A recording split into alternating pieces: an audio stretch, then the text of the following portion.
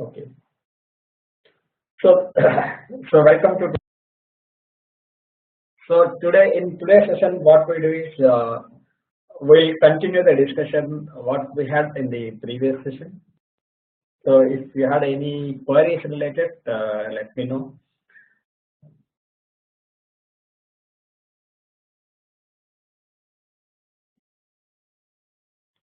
So then we'll continue the session with some kind of review related to ANOVA because we have completed this before. Okay. So can you confirm whether audio is fine for this session?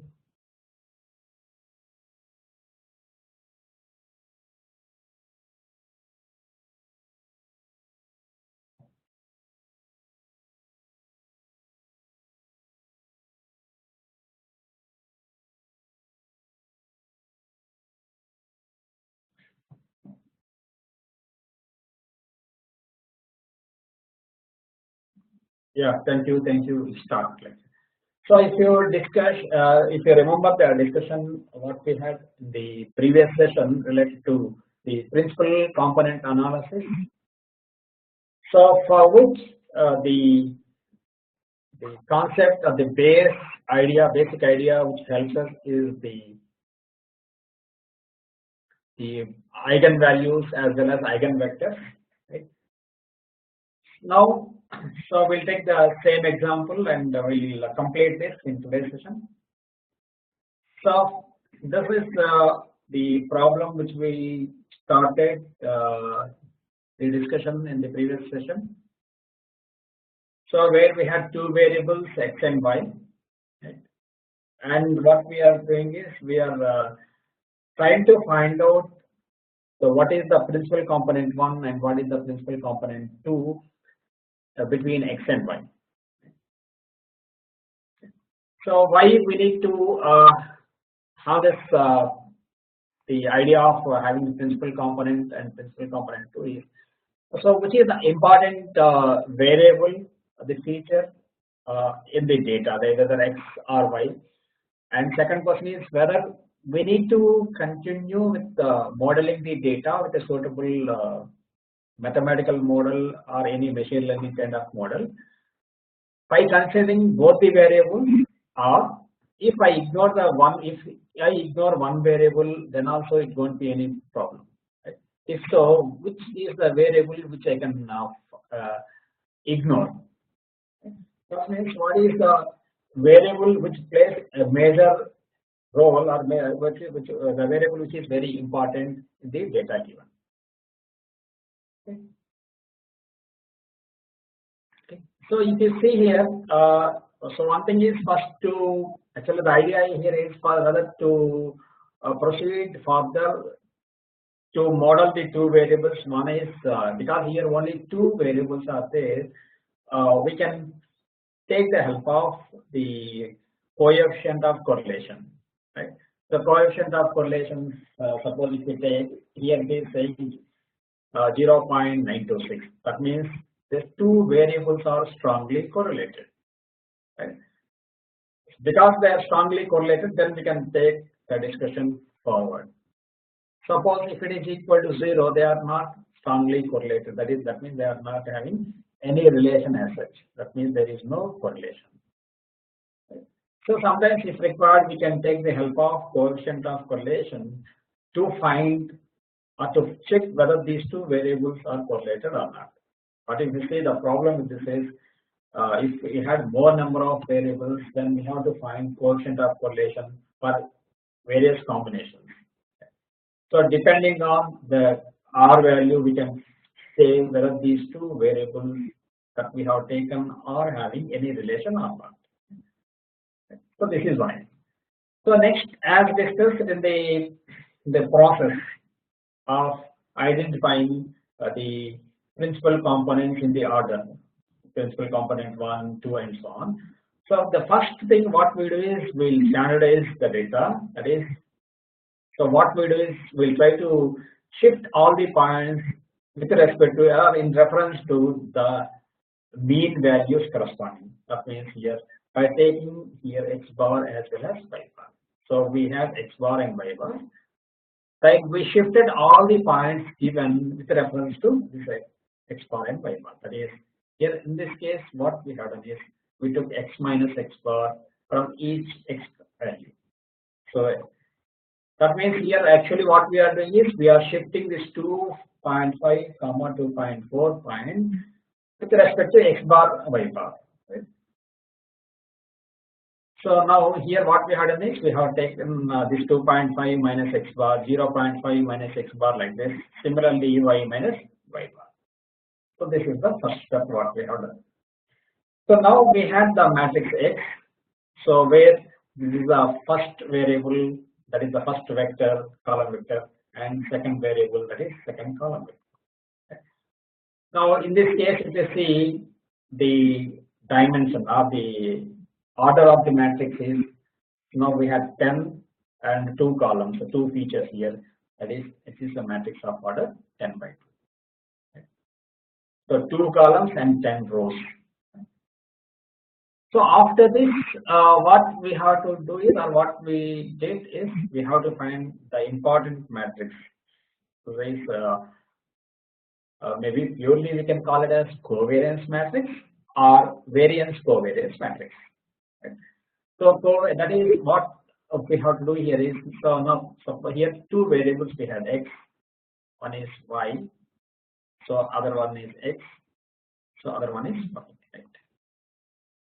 So now we need to find covariance between x and x, covariance between x and y, and covariance between y and x is same as x and y because it follows symmetric property, and this is covariance with respect to y and y. Covariance between x and x is nothing but variance of x. Covariance with respect to y is nothing but variance with respect to y. So first we need to find this matrix. So I think we know how to find covariance between 2 variables x and y, that is summation x minus x bar into y minus y bar by n minus 1. Okay. So as we have been repeatedly discussing, so some people may suppose if they ignore n minus 1 and if we consider n also it's fine. Some people take. So some authors what they do is they will take n minus 1. So here no, we are not normalizing it. Actually, we are standardizing it actually here, or we are regularizing it. So no need for us to normalize it here. So covariance between x and x is nothing but variance, right? Because now if you see here, now this is covariance between x and y, right? Now suppose instead of y, if I take x, then what we get is x minus x bar into x minus x bar. That means x minus x bar whole square, right? X minus x bar whole square is nothing but variance. So that's why this is actually, even though we say it is covariance between x and x, this is covariance between y and y. So in turn, they are nothing but variances of x and y separately. Okay? That's why some people call this as variance covariance matrix. Some people call this as covariance matrix.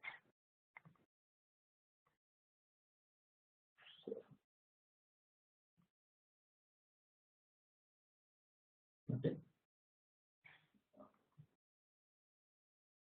So I think I'll increase the volume, right? So now we have the covariance, the matrix.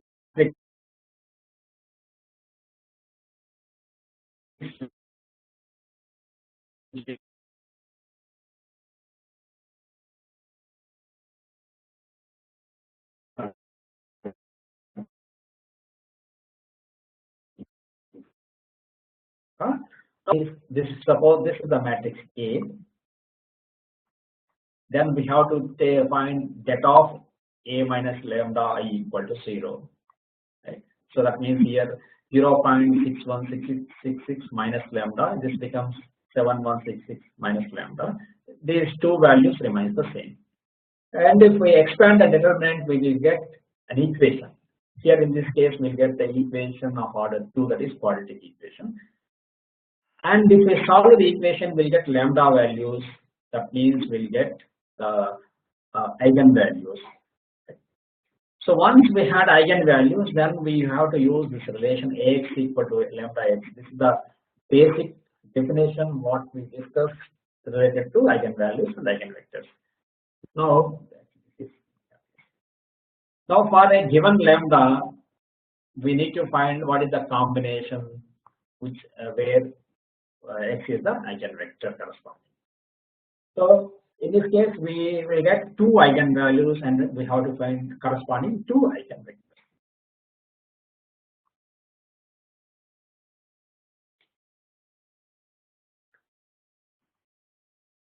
Now, whether voice is clear now, or is there any discreteness?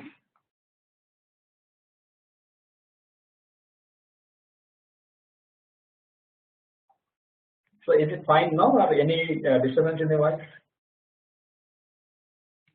Okay, right now. Okay, thank you. Yeah. So now, so we need to find. I think I am not showing that step. That is, this is what we do. Where we'll try to find eigenvalues, eigenvectors. If you require, I'll solve it on a paper and I'll share it with you. Because when whenever we had the values like this, then derivation of the solving the problem to find eigenvalues, eigenvectors takes more time. But as we discussed, try to understand the process involved in this. So once we have the matrix A, then what we do is we try to find eigenvalues as well as eigenvectors. These are eigenvalues. Right? Lambda 1 and lambda 2 are the corresponding eigenvalues. Then for each eigenvalue, we have to find corresponding eigenvector. Right? So this is the eigenvector corresponding to lambda 1, and this is corresponding to lambda 2. So as discussed earlier, how we get eigenvalues, I think like the example which we discussed. Now we have to take the matrix A minus lambda I, and we have to take the determinant. Right? This, if we expand the determinant, we get an equation, and if we solve the equation, we get lambda values. I think yesterday we tried with one example. Lambda square minus 3 lambda plus 2 equal to 0, where we get lambda equal to minus 1 plus 2 something. So that's why I skipped it actually. So here, well, we got the eigenvalues as well as corresponding eigenvectors. So as discussed, now we have the eigenvalues as well as eigenvectors. So eigenvalues gives the scaling factor, and the eigenvectors gives the direction, right? Or this nothing but the line of projection or the plane of projection which we use when we try to scale the data. Now based on the lambda 1, lambda 2 values, we prioritize. That is, we have, after having eigenvalues, we have to put them in decreasing order. So now here we have lambda 1 and lambda 2. So from this is the highest, this is the next. Right? So from this, what we say is, this is my principal component 1. This is my PC1. This is my PC1. And the next is PC2. This is my principal component 2. If next it is principal component 3, like this. So from eigenvalues, we can have an idea with respect to PC1 what is the first principal component, second principal component, and so on. Very simple. Highest is the first one, next follows second component, next follows third component, like this. Right? Clear. Okay. So that we can we had clarity with respect to choosing principal components in order. Now, if it is something like we want to reduce the dimension, if we want to reduce the dimension, that means here in this case particularly, whether we have to continue the discussion with respect to two eigenvalues, or forget or don't consider one eigenvalue, so that proceed with only one eigenvalue in consideration.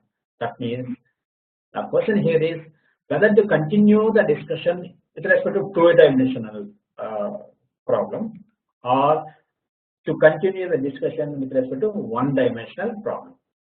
Right? So in the case as discussed, we need to see the percentage of variance that the given eigenvalue carries.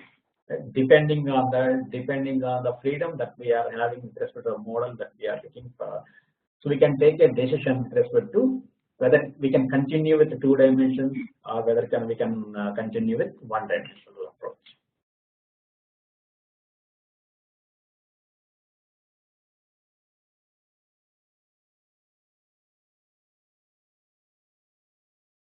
Lambda is the actual eigenvalue. So here we get many values depending on the 2 by 2 matrix. We get 2 values.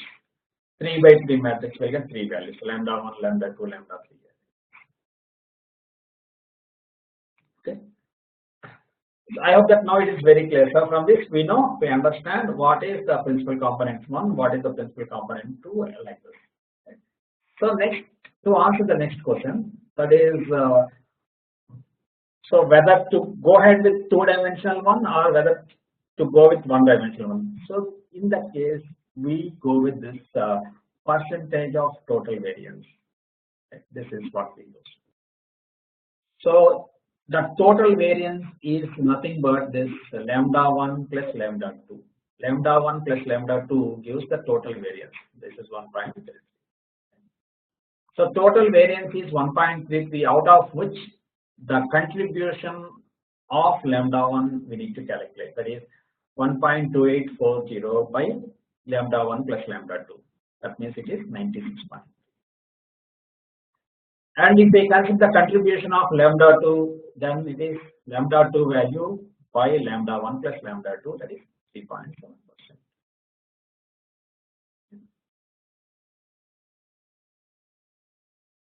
So now it is added. So whether to proceed with both x1, x2, xy, or whether we can convert this into one-dimensional data.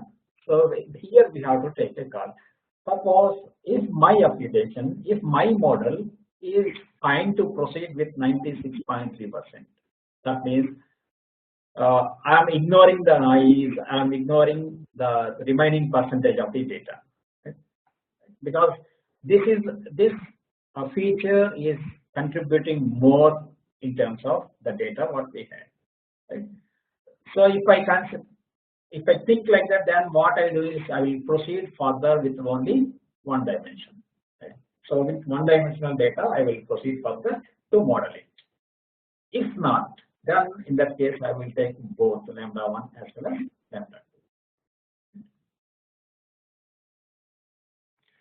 X1, x2 values, that is finding eigenvector. One thing is I'll request you to go through the previous set, but as promised in the last class, I can share one presentation where I'll solve a problem where it is clearly makes us understand how to find lambda values as well as corresponding eigenvectors.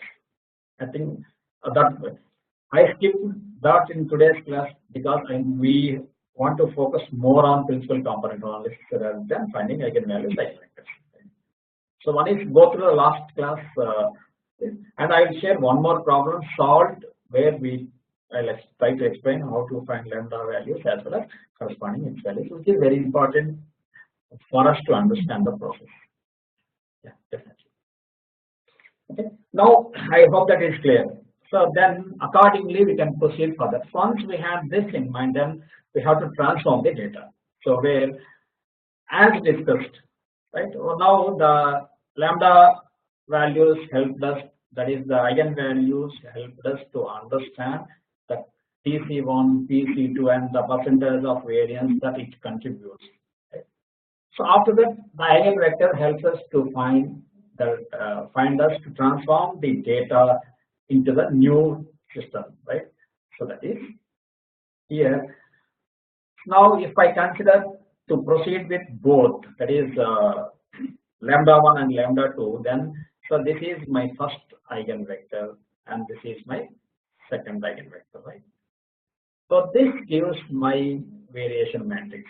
That is the matrix which helps me in the transformation. Suppose if I don't want to go with this second one, just I am okay with one dimensional, then so that means we won't consider this eigenvector.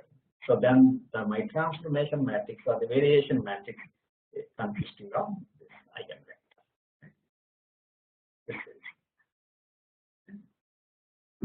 So that means it is nothing but, if you remember yesterday's the initial discussion where we had a data, right? Then we had a matrix of transformation.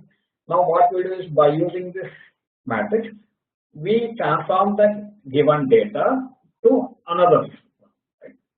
Right? So where, if you remember, that is a circle.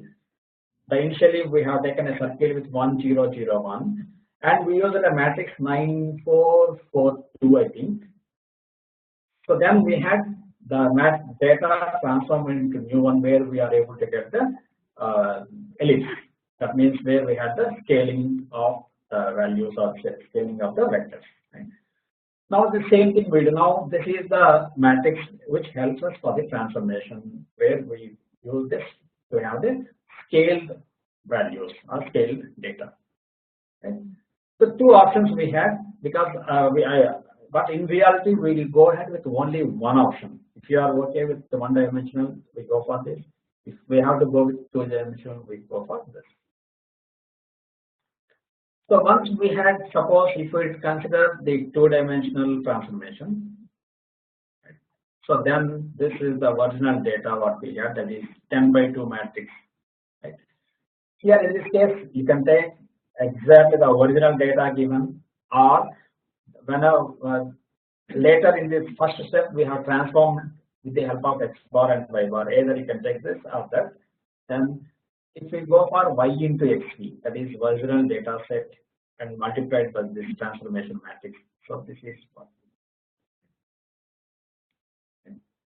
Now, so this is the data what we had. Now by using this, we proceed further when we try to model the data.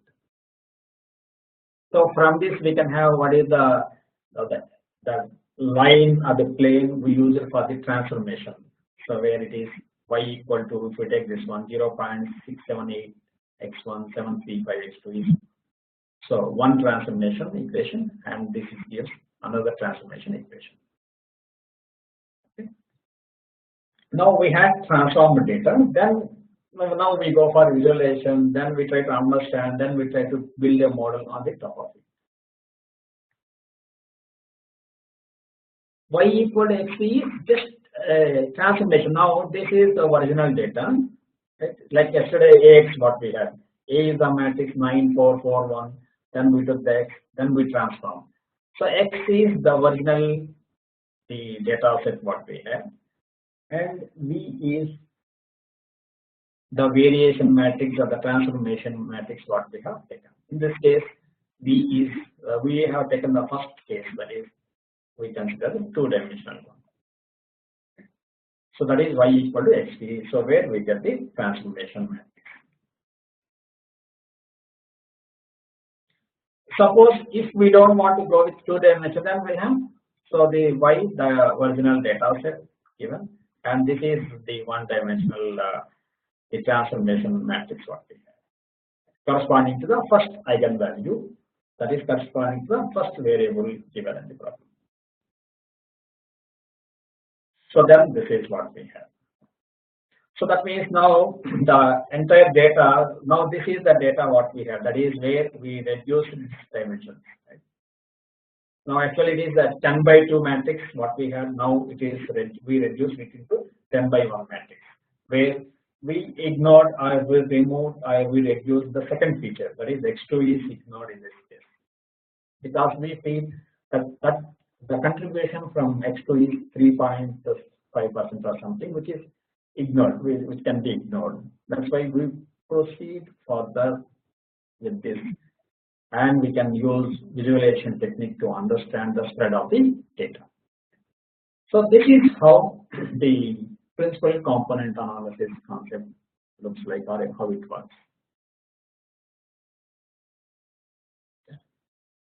So I hope that this is very clear. So let me know anything. Right? So final summary is, so if we do it when we implement or when we solve a problem, what are the steps involved in this? So one is the the x bar and y bar, and we have to recenter. Right? So where we did it x minus x bar, y minus y bar. Next we have to find the covariance matrix.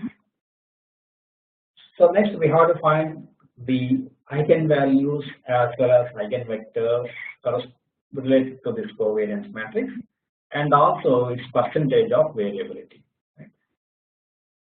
And here, once we had eigenvalues, we put them in decreasing order.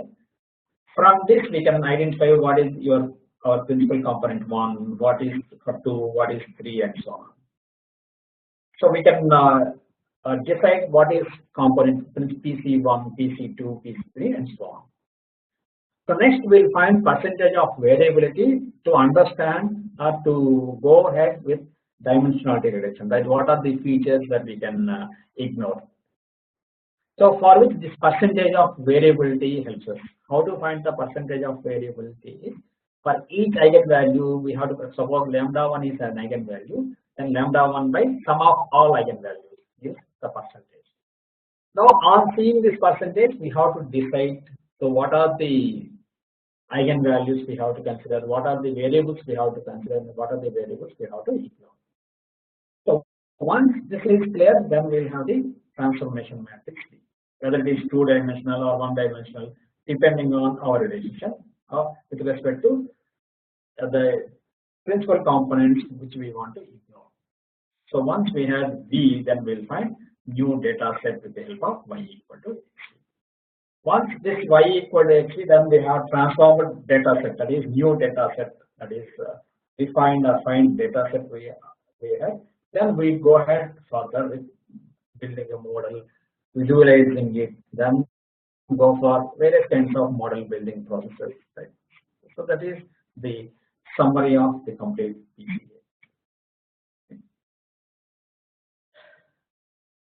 What is 3.459? What is that? So this is actually this multiplication of matrices actually. Yeah. So this multiply this into this. So we have to multiply this matrix 10/2 matrix with 2/2 matrix. So there were 2.5 into this plus 2.4 into this, like this. So this is nothing but a matrix multiplication, where one matrix is of 10/2 order, other matrix is of 2/2 order.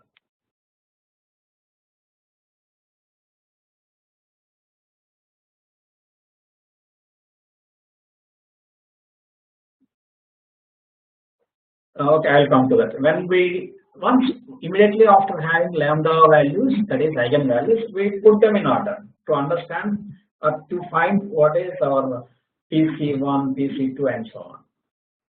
Maybe next slide. I think we have. No, this is actually. I think last class also we know this one. Sorry. It is something like X, Y, like maybe A, B, C, D, E, C, like this. We had 9 features, 9 variables. In the previous example, we took only 2, X and Y, right? So suppose we had like this, then we have done the entire process, right? Where we have a matrix, right? Then we have covariance, variance covariance matrix. Then we try to have eigenvalues. Yes? Suppose these are the eigenvalues. This is lambda 1, lambda 2, lambda 3, and so on. So here actually, here we had all this in order. Now after finding all the eigenvalues corresponding to matrix, now in this case actually we have 9/2, 9/9 matrix. The covariance variance matrix what we discussed at the beginning. So here it is 9/9 matrix. Why it is 9/9 matrix? We had 9 features or 9 variables here. 1, 2, 3, 4, 5, 6, 7, 8, 9. 1, 2, 3, 4, 5, 6, 7, 8, 9. So for every combination we will find covariances. So don't be scared of actually finding so many covariances is not that simple when we do it by using pen and paper. Yes, when we try to implement it by using any one of the tools, then it is very simple. Okay. So we had variance covariance matrix. Then we try to find eigenvalues, eigenvectors, and these are eigenvalues what we have. Now, as discussed, we are putting them in order. So this the first, highest, next like this. Right? Right? So after getting the eigenvalues, we put them in decreasing order. Then this is the first component. This is the principal component one. So this is next component. Okay. This is next component. Like this we had. Right. Right. Now, as we know, so of all the components of all the variables, which is the major variable, which is important variable, which is a, so my principal component is this. So next principal component is this. Next is this, like this. Okay. I hope that this is clear. So once we had clarity with respect to the PCs in order, next comes is we are looking for actually basic discussion. If we see at the beginning, we look for dimensionality reduction. We want to reduce this 9 by 9 into as smaller as possible, right? As smaller as possible in the sense, for me always I look for a 2 by 2, a 2-dimensional or 1-dimensional. 2 by 2 is fine for me, because if I had a 2 by 2 or 2-dimensional, then it is very easy for me to have the visualization. Just a scatter plot I can take and see how the data behaves, or even further I can go for 1-dimensional approach. If it is 1-dimensional, very simple, right? I had a line where all the data sets I can see. Right. So then to take a call with respect to this, whether to go with the 2-dimensional, 1-dimensional, or 3-dimensional, then what we do is, I discussed, we have to go with, we see the proportion side.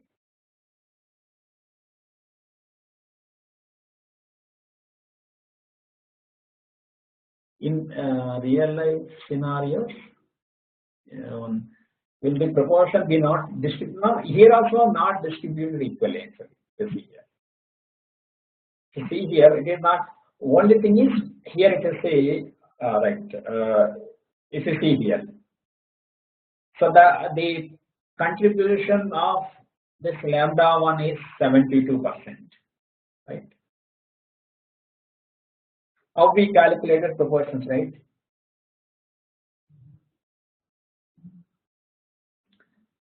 Okay, I will explain that. How 82% that I will share. This is not proportion. This proportion I'll tell how to calculate. This is, if you remember the earlier discussion. Now after having all the eigenvalues, right? So sum up all those. That is total variation. Total variation is this. I repeat. Sum of all these eigenvalues, lambda 1 plus lambda 2 plus lambda 3 and so on. That is this. Okay. So then this is the total variance, total proportion, total variation, etc. Right? So now what is the contribution of first eigenvalue in this? Right? So then 0.3775 by this 0.5235. Right? Lambda 1 by sum of all eigenvalues, that gives this 7227.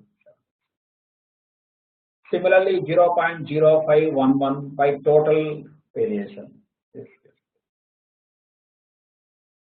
0.0279 this.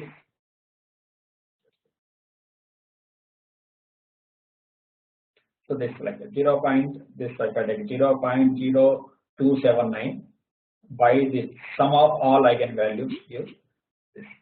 Similarly 0.0230 by total variation gives this. Right. So like this we have.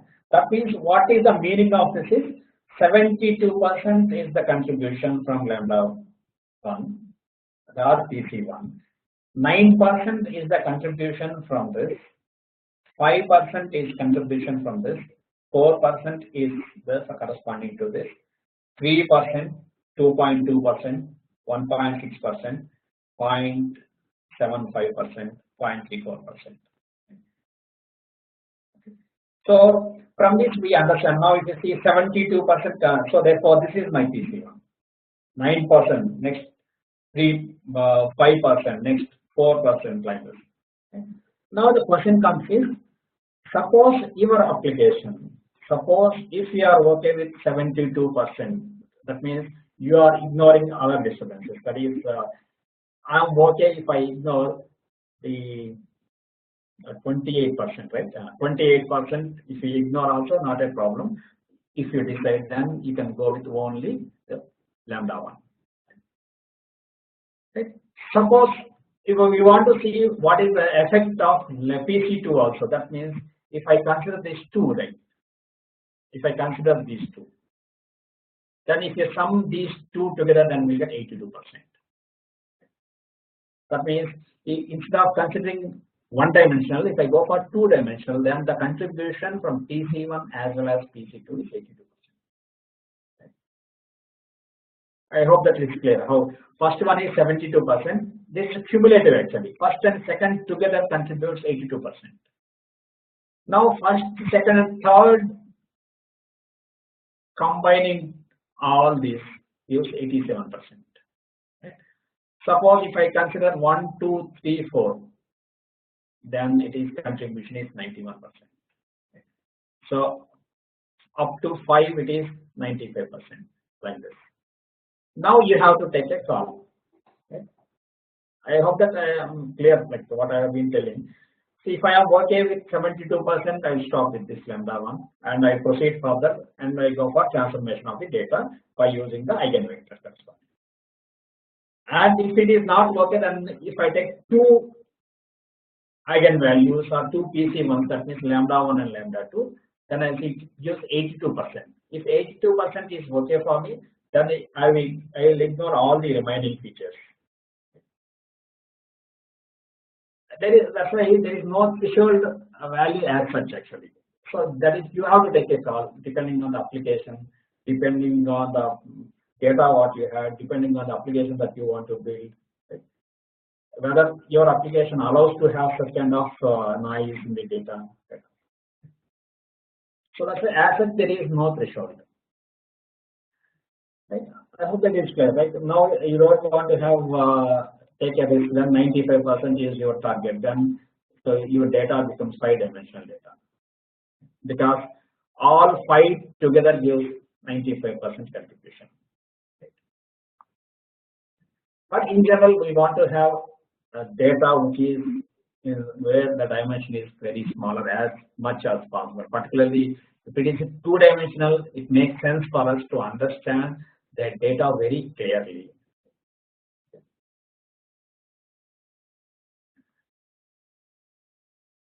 Yeah, I hope that is clear, right? This is one of the very good concept, very useful concept which you have been going to use in many of the courses further. Or some of you might have done already.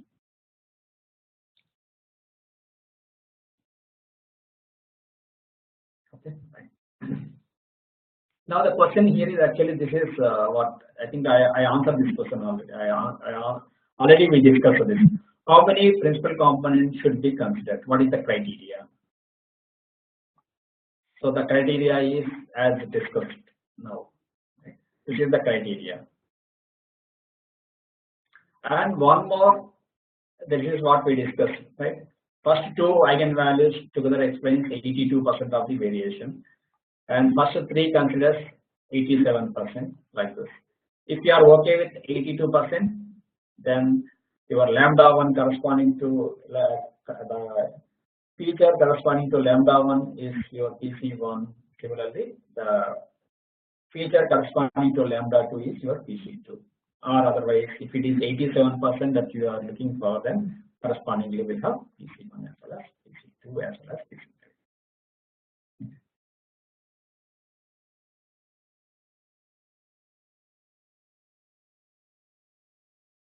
Yeah. Not only PCA, whenever we deal with the data, whenever we try to build a model on the top of the data, definitely we need to understand the data, and the domain related to data is very important actually. Even when we try to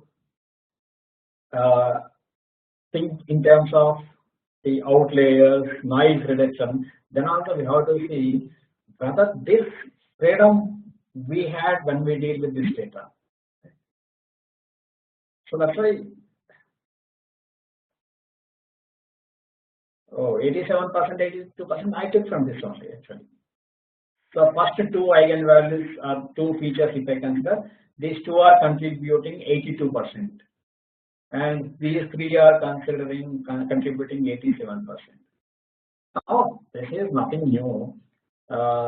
This simple example or simple. Suppose we had a team of 20 people, right? If we had a team of 20 people, right? Not that all 20 are equally important most of the times, right? So you will have the major player in the team, right? That is, he is PC1, right? Because I'm not saying that one is having more importance, but all a contribution from each one is as good or as important, but still one player, one team member may be crucial in your team. He is PC1, right? Or sometimes what happens is first person as well as second person together is contributing to major part in my project. That means these two are my PC1 and PC2. Right? So whenever you want to take a call, so if PC3, PC4, PC5 says I want to move out of the project, yes, no problem, because your contribution is 3%, 4%. Right? My PC1, PC2 are important. This is a common observation we have. Right? So same thing here. Right? So out of all the 9 team members in your team, whose contribution is higher, followed by next kind of thing. Right? So you can apply this now.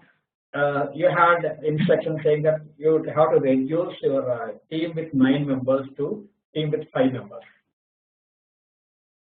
Right? So you had team of 9 members, and you know the performances or their contribution. Suppose it is something like 72% from the person 1, and 9% from second, and 5% from 3, 4% from 4, like this. And you had instruction saying that you reduce your team to 5, and if you want, you give 1 or 2 new persons in the team.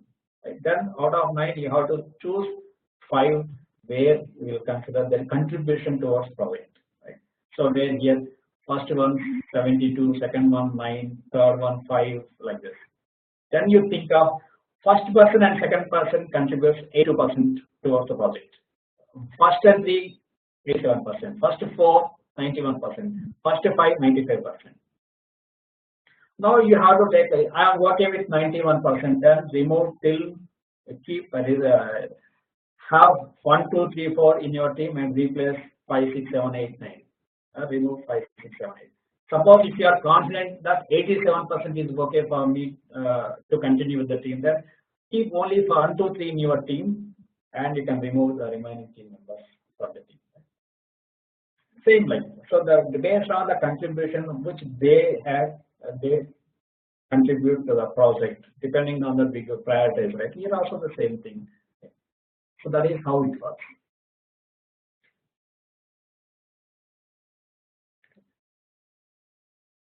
And some other approaches. IP, right? We will see 1 or 2 comments that we receive. In IPL, we have cap for only 4 international players and 7 domestic players. Can we take this? Yeah, perfectly. Yeah, perfectly. You had 4 out of 9. You want to choose 4 players. Suppose out of 9 you want to choose 4 players. Then prioritize depending on their contribution. So now depending on here, I am saying in terms of percentages actually. If 91% of contribution is okay for me, then I'll say 4 players in the team. Right. or 72% is fine for me, then I will have one player and rest of I'll get from my international players. Yeah, perfect. It's a good example. Yeah.